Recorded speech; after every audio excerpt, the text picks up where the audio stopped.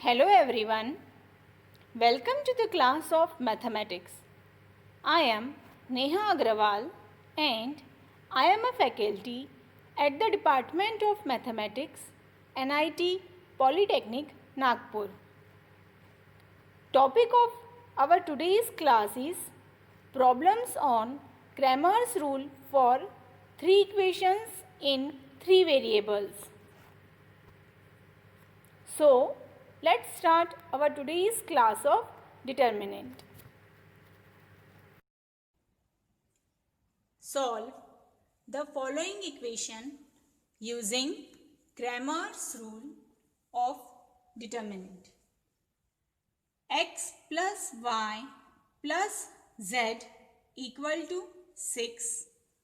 3x plus 3y plus z equal to 12. 2x plus 3y plus 2z equal to 14. हमने Cramer's rule for three equation in three variable पढ़ा देखा, ठीक है, कि three equations रहे और थ्री वेरिएबल्स रहे तो किस तरह से हमें क्रैमर्स रूल से डिटर्मिनेंट सॉल्व करना है डिटर्मिनेंट को। तो अब यहाँ पर कितने इक्वेशंस दिए हुए हैं? थ्री इक्वेशन, 1 2 3, और यहाँ पर वेरिएबल्स भी कितने हैं? थ्री वेरिएबल्स हैं, x y z। Second equation में भी x y z और थर्ड इक्वेशन में भी x y and z। Okay, तो इन्हें हमें अब सॉल्व करना सीखना है। तो इसके लिए सब में पहले हमारा सॉल्यूशन कैसे हो जाएगा? हमें सब में पहले क्या लिखना है? जो दिए हुए इक्वेशंस हैं, गिवन इक्वेशंस को उन्हें लिखना है। Okay, the given equations are, तो ये जो तीन इक्वेशंस यहाँ दिए हुए हैं उन्हें अब हम कैसे लिखेंगे? एक के नीचे एक लिखेंगे। ओके, तो हमारा फर्स्ट इक्वेशन है x plus y plus z equal to 6। ये हो गया हमारा equation number 1। Okay, then equation number 2, हमारा सेकेंड इक्वेशन क्या है? 3x plus 3y plus z equal to 12। इसे हम देंगे इक्वेशन नंबर 2। थर्ड इक्वेशन हमारा 2x plus 3y plus 2z equal to 14। ये हो जाएगा हमारा इक्वेशन नंबर 3। ठीक है, तो हमने इस तरह के इक्वेशंस पहले भी देखे हैं। हाँ, जब हमने Cramer's rule for three variable in three equations in three variables ये कंसेप्ट देखा तो हमने जो इक्वेशंस लिखे थे, कंसीडर किए थे, वो इसी तरह से लिखे थे हमने। बस यहाँ पर क्या लिखा था? a1x plus b1y plus c1z। Okay, उसी तरह से अब हमारे पास ये तीन इक्वेशंस आ चुके हैं। यहाँ पर x के सामने कुछ नहीं लिखा, इट मीन्स क्या लिखा रहता है? 1। y के सामने भी क्या लिखा है? 1, और z के सामने भी 1। ये इक्वेशंस आप लोग को हमेशा पहले कैसे लिखना है? एक के नीचे एक ही लिखना है। उसके बाद अब हम क्या लिखते हैं? हमें लिखना है सब में पहले d। ठीक है, सब में पहले हमें क्या लिखना है? d लिखना है। Writing them into the determinant d dx dy and dz. We have, अब हम सब में पहले क्या लिखते हैं, d. d डिटर्मिनेंट हम कैसे लिखते हैं? फर्स्ट कॉलम में हमारा कौन से नंबर्स आएंगे, कौन से टर्म आएंगे? फर्स्ट कॉलम में हम लिखते हैं कोफिशिएंट ऑफ x, x के सामने वाले नंबर्स. तो यहाँ पर देखिए ध्यान से, इसीलिए आपको तीनों इक्वेशन को एक के नीचे एक ही लिखना है, जिससे कि आप लोग जब डिटर्मिनेंट लिखे तो हमें ये प्रॉपरली अच्छे से समझ में आए कि x के साथ x वाला ही क्या आना चाहिए, कोफिशिएंट आना चाहिए. तो x को x के नीचे, y को y के नीचे, देन z को z के नीचे. ओके, तो यहाँ पर हमारा फर्स्ट कॉलम आ जाएगा कोफिशिएंट ऑफ x, x के सामने वाले नंबर्स क्या है? यहाँ पर कुछ नहीं है तो 1, यहाँ पर 3 और यहाँ पर 2 है. ओके, देन इसके बाद हम क्या लिखते हैं? Second column. सेकेंड कॉलम में क्या आएगा? कोफिशिएंट ऑफ y, y के सामने वाले नंबर्स. यहाँ पर y के सामने क्या लिखा हुआ है? 1, फिर उसके बाद 3 और फिर यहाँ पर फिर से 3. ओके, देन अब हमें लिखना है थर्ड कॉलम. थर्ड कॉलम में क्या आएगा? कोफिशिएंट ऑफ z, z के सामने वाले नंबर्स. क्या है z के सामने? यहाँ पर 1, फिर से 1 और यहाँ पर z के सामने 2. ठीक है, तो डिटर्मिनेंट d हमने लिखा. फिर से देखेंगे ध्यान से, डिटर्मिनेंट d लिखने के लिए पहले वाले कॉलम में x के सामने में जो नंबर्स लिखे हुए हैं वर्टिकली वो लिखना है. सेकेंड कॉलम में y के सामने जो नंबर्स लिखे हैं उन्हें लिखना है vertically column wise. Then third column में हमें z के सामने वाले नंबर्स को लिखना है. ओके, अब सिर्फ ये टर्म को देखिए, किस तरह का टर्म है? 3/3 डिटर्मिनेंट, और ये हमने सॉल्व करना सीखा है. इसे हम किस तरह सॉल्व करते हैं? हाँ, सबसे पहले हमें क्या करना है? फर्स्ट रो कंसीडर करना है. ये है हमारी first row. Okay, first row. तो ये फर्स्ट रो का जो फर्स्ट नंबर है इसके लिए कौन सा साइन रहता है? प्लस का, फिर यहाँ पर माइनस का और फिर यहाँ पर प्लस का. इस तरह से साइन रहते हैं. ओके, तो हम क्या करते हैं? फर्स्ट रो का फर्स्ट नंबर लिया हमने. सब में पहले क्या लिया? 1. तो ये 1 जहां आता है वो रो और कॉलम को हम क्या कर देते हैं? डिलीट कर देते हैं. रिमेनिंग ये नंबर्स को, जिन्हें हम क्या कहते हैं? एलिमेंट, इन्हें हमें फिर से डिटर्मिनेंट में लिखना है. तो ये हो जाएगा 3, 3, 1, 2. ओके, देन फर्स्ट रो का सेकेंड नंबर क्या लिखा है यहाँ पर? 1. उसके लिए हमें कौन सा साइन लेना है? माइनस का. तो ये हो जाएगा माइनस. ये क्या है? 1. तो अब ये 1 जहां आया वो रो, और ये कौन से रो में आया? फर्स्ट रो में, और कॉलम सेकेंड कॉलम में. तो ये क्या हो जाएगा? डिलीट हो जाएगा. रिमेनिंग ये 4 एलिमेंट्स को फिर से हम डिटर्मिनेंट में लिखेंगे. 3, 2, 1, 2. ओके, देन इसके बाद थर्ड नंबर 1, उसके लिए कौन सा साइन है? प्लस का. प्लस 1. ये नंबर फिर से फर्स्ट रो में है तो first row delete and third column delete. ये रिमेनिंग 4 नंबर्स को हम फिर से कहाँ में लिखेंगे? डिटर्मिनेंट में लिखेंगे. तो 3, 2, 3, 3. ओके, ठीक है, तो ये हो गया. उसके बाद अब हम क्या करते हैं? ये पूरे टर्म को हम डायरेक्टली कैलसी में डालते हैं और ये डिटर्मिनेंट का आंसर आ जाता है.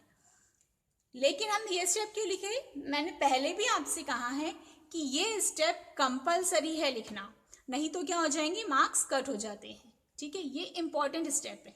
ये लिखने के बाद ये स्टेप हमेशा लिखनी है और उसके बाद हमें क्या यूज़ करना है, कैल्सी यूज़ करना है। ओके, तो ये हमारा कैल्सी है। ओके, हमेशा फर्स्ट कैल्सी को ऑन कर लिया। हमें अभी डिटर्मिनेंट सॉल्व करना है, तो उसके लिए सब में पहले अब हम क्या करते हैं, मोड की बटन प्रेस करते हैं। ओके, फिर उसमें 6 नंबर पर मैट्रिक्स लिखा है, तो 6 नंबर की बटन प्रेस करेंगे। वहाँ पर हम 1 नंबर का मैटे लेंगे। ओके, 1 नंबर का मैटे ले लिया। अब देखिए हमारे इसका ऑर्डर कैसा है डिटर्मिनेंट का, 3/3। तो 3/3 कहाँ लिखा है, 1 नंबर पर। तो फिर से 1 नंबर की बटन को आप प्रेस करेंगे और अब हम यहाँ पर डिटर्मिनेंट के अंदर जो नंबर्स लिखे हुए हैं उन्हें कैल्सी में एंटर करेंगे। ओके, और यहाँ पर ये जो हम नंबर्स एंटर करते हैं वो कैसे लेता है, वो लेता है रो वाइज। ठीक है, आड़े में। ओके, तो पहला नंबर है 1 इक्वल टू, उसके बाद फर्स्ट रो का सेकेंड नंबर 1 इक्वल टू, फिर से 1 इक्वल टू। देखिए अब कहाँ पर आ गया, ऑटोमेटिकली सेकेंड रो में आ गया। तो इसका मतलब अब हमें सेकेंड रो के नंबर्स को एंटर करना है। फर्स्ट नंबर क्या है, 3, फिर इक्वल टू की बटन प्रेस करेंगे, फिर से 3, फिर इक्वल टू की बटन प्रेस किया, फिर 1 प्रेस किया, 1, फिर से इक्वल टू की बटन प्रेस करेंगे। ओके, अब थर्ड रो कंसीडर करना है, थर्ड रो के एंटर करना है नंबर्स। तो 2 इक्वल टू, 3 इक्वल टू और फिर से 2 इक्वल टू।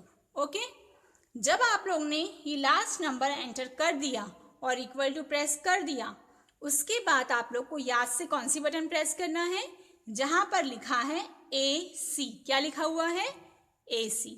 ये बटन प्रेस करेंगे हम और उसके बाद में हमें दबाना है शिफ्ट और 4। क्या दबाना है, शिफ्ट और 4 दबाना है। और उसमें क्या है, यहाँ पर हमने जो अभी तक नंबर एंटर किए वो मैट्राइसिस में गए हैं, लेकिन हम क्या सॉल्व कर रहे हैं, डिटर्मिनेंट। तो देखिए यहाँ पर 7 नंबर पर लिखकर आया है DET, इसका मतलब डिटर्मिनेंट। तो अब हम दबाएंगे 7 नंबर की बटन। ओके, 7 नंबर हमने प्रेस किया। अब यहाँ पर DET और ब्रैकेट लिखकर आ गया, तो वो पूछ रहा है कि क्या लेना है, तो उसके लिए फिर से हमें शिफ्ट और 4 दबाना है। तो हमने जो सेव किया था वो कौन से नाम से था, मैट A, और मैट A कहाँ पर है, 3 नंबर पर। तो 3 नंबर की बटन प्रेस करेंगे और यहाँ से ब्रैकेट को क्लोज करेंगे। और उसके बाद में अगर आपने ब्रैकेट क्लोज नहीं किया तो आंसर रॉन्ग आ सकता है। ठीक है, तो ब्रैकेट क्लोज करना कंपलसरी है और उसके बाद हम इक्वल टू की बटन प्रेस करेंगे। तो क्या आ गया हमारा, D की वैल्यू 2। ओके, तो D इक्वल टू 2। इसी तरह से अब हम क्या फाइंड करेंगे, dx, dy, dz। ओके, अब हमें क्या फाइंड करना है, dx। d हमने फाइंड किया, अब dx फाइंड करना है। तो dx कैसे फाइंड करते हैं हम, dx के लिए जो हमारा फर्स्ट कॉलम आएगा, ठीक है, उसके लिए हमें क्या करना है, कौन सी वैल्यू लिखना है। तो dx लिखने के लिए सब में पहले आपको फिर से क्या करना है, गिवन इक्वेशन को देखना है। तो ये हमारे गिवन इक्वेशन लिखे हुए हैं यहाँ पे। ओके, और जो हमने अभी d लिखा था वो हमने यहाँ पे लिख लिया एक बार। ओके, अब ये गिवन इक्वेशन और डिटर्मिनेंट d को देखकर हम क्या लिखेंगे, dx लिखेंगे। तो dx लिखते समय क्या करना है, सिंपली जो हमने डी लिखा, डी कैसे लिखा था हमने? कोफिशिएंट ऑफ एक्स, एक्स के सामने वाले नंबर फर्स्ट कॉलम में, कोफिशिएंट ऑफ वाई, वाई के सामने वाले नंबर सेकेंड कॉलम में, कोफिशिएंट ऑफ जेड, जेड के सामने वाले नंबर थर्ड कॉलम में। ओके, अब हम dx लिख रहे हैं, तो dx लिखते समय डिटर्मिनेंट d में ये जो फर्स्ट कॉलम है इसे हटा देना है, इसे नहीं लिखेंगे आप। ओके, इसकी जगह हम लिखेंगे इक्वल टू के इस साइड में, राइट हैंड साइड में ये जो नंबर्स लिखे हैं कांस्टेंट, ठीक है, उन्हें हमें फर्स्ट कॉलम में लिखना है। तो ये आ जाएगा 6, 12 एंड 14। dx लिखते समय डिटर्मिनेंट d का जो फर्स्ट कॉलम है उसे नहीं लिखना है, उसे हटा देना है, और गिवन इक्वेशन में राइट हैंड साइड में जो वैल्यू लिखी हुई है वो फर्स्ट कॉलम में लिखना है। सेकेंड और थर्ड कॉलम आप एज इट इज लिखेंगे, 1 3 3 1 1 2। ओके, अब हम पहले यहां पर dy भी लिख लेते हैं, तो dy। अब dy कैसे लिखना है?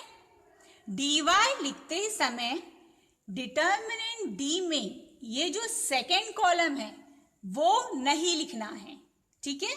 कौन सा कॉलम नहीं लिखना है? सेकेंड कॉलम नहीं लिखना है। First column as it is लिखेंगे, लिख दीजिए उसे। dy लिखते समय कौन सा कॉलम? सेकेंड कॉलम नहीं आएगा। यहां पर सेकेंड कॉलम की जगह पर कौन सी वैल्यू आएंगी? जो इक्वेशन में राइट हैंड साइड में लिखी हुई, ठीक है, कांस्टेंट वैल्यू 6, 12, 14, और थर्ड कॉलम फिर से एज इट इज 1 1 2। ओके, अब इसके बाद क्या आएगा हमारा? dz आएगा। तो dz कैसा हो जाएगा हमारा? dz के लिए हमें डिटर्मिनेंट d का जो थर्ड कॉलम है वो नहीं लिखना है, फर्स्ट और second column as it is लिखना है। 1 3 2, सेकेंड कॉलम 1 3 3। थर्ड कॉलम की यहां पर जो डिटर्मिनेंट d का जो थर्ड कॉलम है उसे हटाकर गिवन इक्वेशन में राइट हैंड साइड में जो कांस्टेंट वैल्यू लिखी है वो लिखेंगे हम। क्या आ जाएगा? 6, 12, 14। ओके, 6, 12, 14। तो इस तरह से हमने क्या लिख लिया? dx, dy and dz। अब हमें फिर से इन तीनों को जैसे हमने डिटर्मिनेंट d सॉल्व किया उसी तरह से इन्हें सॉल्व करना है। तो सब में पहले हम dx सॉल्व करते हैं। तो dx फाइंड करने के लिए हम फिर से क्या करेंगे? First row dx, determinant dx का फर्स्ट रो कंसीडर करेंगे। ये हो गया हमारा फर्स्ट रो, तो इनके साइन देंगे। पहले फर्स्ट के लिए प्लस माइनस प्लस। ओके, अब फर्स्ट रो का फर्स्ट एलिमेंट क्या है? 6।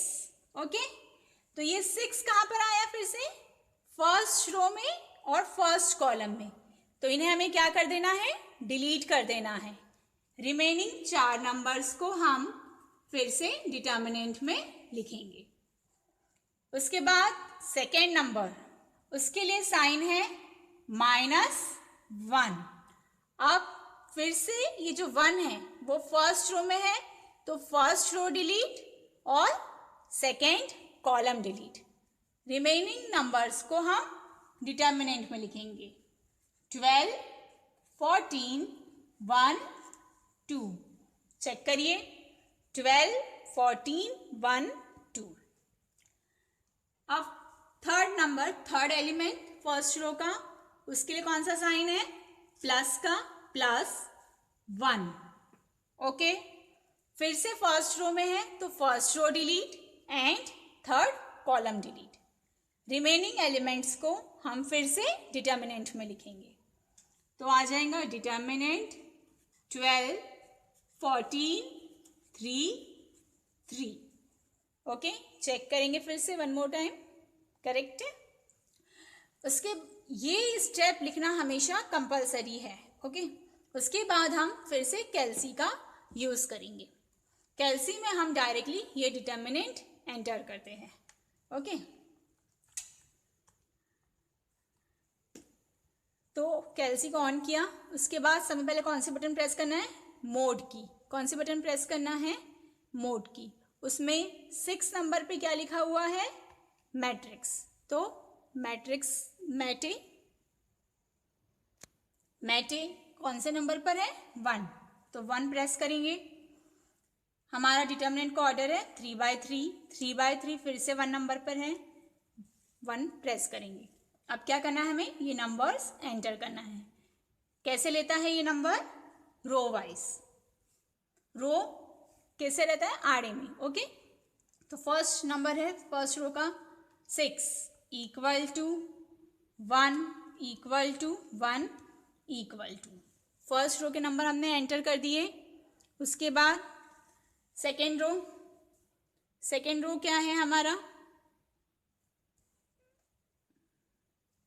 सेकेंड रो है हमारा 12, 1 to 12 equal to 3 equal to 1 equal to. Okay, उसके बाद third row 14 equal to 3 equal to 2 equal to. पूरे नंबर एंटर हो चुके हैं। ओके, पूरे नंबर एंटर होने के बाद में हमें क्या करना है? हमें ये AC की बटन प्रेस करना है और उसके बाद में ये शिफ्ट की बटन और यहाँ से 4 नंबर की बटन। उसके बाद यहाँ से 7 नंबर पे डिटर्मिनेंट लिखा है DET, तो वो सिलेक्ट करना है। 7 नंबर की बटन प्रेस किया और उसके बाद फिर क्या करना है? फिर से शिफ्ट 4 दबाना है। ओके, तो शिफ्ट 4 प्रेस करने के बाद में हमने क्या सिलेक्ट किया था? मैट A सिलेक्ट किया था। क्या सिलेक्ट किया था? Mat A। मैट A कौन से नंबर पे है? 3 नंबर पर है। ठीक है, तो हम कौन से नंबर की बटन प्रेस करेंगे? 3 नंबर की बटन प्रेस करेंगे और यहाँ से ब्रैकेट को कंप्लीट करेंगे और उसके बाद में इक्वल टू की बटन प्रेस करेंगे। तो क्या आ गया है? ये 2 आ गया है। ओके, क्या आ गया? Equal to 2। ठीक है, इसी तरह से हम DY और DZ भी फाइंड आउट करेंगे। तो DY फाइंड आउट करने के लिए DY का जो फर्स्ट रो है उसे सिलेक्ट करिए, फिर से वैसे ही साइन देना है प्लस माइनस प्लस। ठीक है, तो ये आपने सिलेक्ट किया तो फिर से क्या आ जाएगा? फर्स्ट रो का first number 1, first row first column delete. अब आप लोग को ये हमने कम से कम काफ़ी टाइम कर चुका है, तो ये टर्म आपको अब अच्छे से आ जानी चाहिए। -6 first row second column delete, 3 2 1 2। Okay, then first row का third element +1, first row third column delete, 3 2 12 14। Okay, determinant sign complete. अब इन्हें आप फिर से क्या करेंगे? कैल्सी में एंटर करेंगे और सॉल्व करेंगे। तो इसका आंसर क्या आता है? Equal to 4। ओके, उसी तरह से हम अब DZ के लिए फिर से फर्स्ट रो कंसीडर करेंगे, इन्हें साइन देंगे तो यह आएगा plus minus plus. First row का first number 1, first row first column delete हो गया। ठीक है, फिर से बचे हुए 4 नंबर। जैसे हमने डिटर्मिनेंट सॉल्व करना सीखा है, बस वही हम यहाँ पर सिंपली सॉल्व कर रहे हैं। अभी हम सिर्फ डिटर्मिनेंट सॉल्व कर रहे हैं। अभी हमने क्रैमर्स रूल अप्लाई किया कि यहाँ पे नहीं, सिर्फ हमने लिखने का यूज देखा और अभी हम डिटर्मिनेंट सॉल्व कर रहे हैं। फर्स्ट रो का first element 1, first row first column deleted, 3 3 12 14, second element -1 3 2 12 14 plus 6 first row and third column deleted, 3 2 3 3। Okay, फिर से आप इसे कैलसी से सॉल्व करेंगे और इन्हें सॉल्व करने के बाद क्या आएगा इसका आंसर 6। क्या आना चाहिए 6। ओके, तो अब हमने यहाँ पर d, dx, dy और dz तीनों डिटर्मिनेंट सॉल्व कर लिया और उनकी वैल्यू फाइंड आउट कर ली। लेकिन हम कौन सी मेथड पढ़ रहे हैं? Cramer's rule. तो यहाँ पर क्रैमर्स रूल में हमें क्या फाइंड करना है? वेरिएबल्स की वैल्यू। कौन से वेरिएबल? जो हमारे पास यहाँ पर तीन इक्वेशन में तीन वेरिएबल दिए हुए हैं, वो वेरिएबल्स है x, y और z। तो उसके लिए हमें क्या करना पड़ता है? यहाँ पर अब हमें क्रैमर्स रूल अप्लाई करना है। देन बाय क्रैमर्स रूल, ठीक है, क्रैमर्स रूल अप्लाई करेंगे हम। तो क्रैमर्स रूल क्या है? x फाइंड करने के लिए कैसे फाइंड करते हैं हम? dx बाय d करके। x कैसे फाइंड करेंगे हम? dx by d। तो dx की वैल्यू क्या है? 2 और हमारी डिटर्मिनेंट d की वैल्यू क्या आई है? हमारे डिटर्मिनेंट d की वैल्यू भी है 2।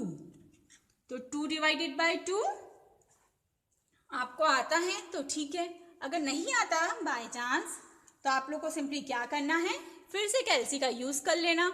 ओके, और यहाँ पे ये डिवीजन है 2 बाय 2, उसके लिए मैंने बताया था आप लोग को ये बटन प्रेस करना है। ऊपर फर्स्ट 2 लिखा है तो 2 प्रेस किया। ये नीचे लाने के लिए कर्सर को आपको ये जो बटन है सर्कल वाली, इसमें नीचे की तरफ प्रेस करना है। ठीक है, अब फिर से क्या प्रेस कर देना है? 2। तो 2 बाय 2 इक्वल टू 1। ओके, तो इक्वल टू ये क्या आ गया? 1। इस तरह से हमने क्या फाइंड कर लिए? x की वैल्यू। अब हम फाइंड करेंगे y की वैल्यू। तो y equal to dy by d। तो dy क्या आया है? 4 बाय d, फिर से 2। d की वैल्यू सेम ही रहेंगी। 4 बाय 2 की वैल्यू क्या आती है? Equal to 2। ठीक है, ये सभी को आता है डिवीजन करना। देन z कैसे फाइंड करते हैं हम? dz by d। dz की वैल्यू है 6 डिवाइडेड बाय 2 इक्वल टू 3। 2 से 6 को डिवाइड किया तो क्या आया? ये 3। ठीक है, ये हो गई हमारी x, y और z की वैल्यू। तो बस हमें क्या लिख देना है? अब सोल्यूशन लिख देना है। Therefore, solution is x, y, z equal to क्या आया हमारा? x की वैल्यू 1, y की वैल्यू 2 और z की वैल्यू 3। तो इस तरह से क्रैमर्स रूल का यूज करते हुए हमें क्या फाइंड आउट करना है? हमें x, y और z की वैल्यू फाइंड आउट करना है। ओके, ये आपके प्रैक्टिस क्वेश्चंस है। सेम उसी तरह से इन्हें भी सॉल्व करना है और यहाँ पर आंसर दिए हुए हैं। सब में पहले इन्हें ये तीनों इक्वेशन को एक के नीचे एक लिखेंगे, फिर d, dx, dy and dz और उसके बाद में क्रैमर्स रूल। जब सेकेंड इक्वेशन लिखोगे तो यहाँ पे y के सामने माइनस का साइन है। तो यहाँ पर देखो x का कोफिशिएंट 1, y का कोफिशिएंट 1 और z का कोफिशिएंट भी क्या है? 1 है।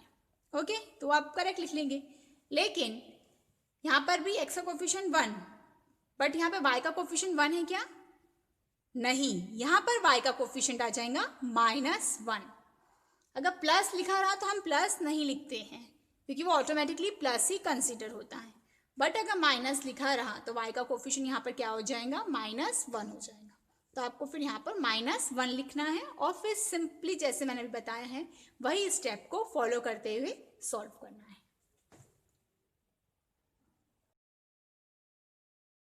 आने वाले लेक्चर में हम Cramer's rule for 3 equation in 3 variables के और डिफरेंट टाइप की प्रॉब्लम्स को सॉल्व करना सीखेंगे। इन प्रॉब्लम्स को सॉल्व करते समय आप लोग ध्यान देंगे कि क्वेश्चन किस तरह से लिखा हुआ है। हमें मेथड यहाँ पे सेम यूज़ करनी है, लेकिन वहाँ पर जो एग्जाम्पल्स रहेंगे वो कैसे रहेंगे, डिफरेंट टाइप से रहेंगे। Okay, thank you for watching this video. Keep learning, happy learning.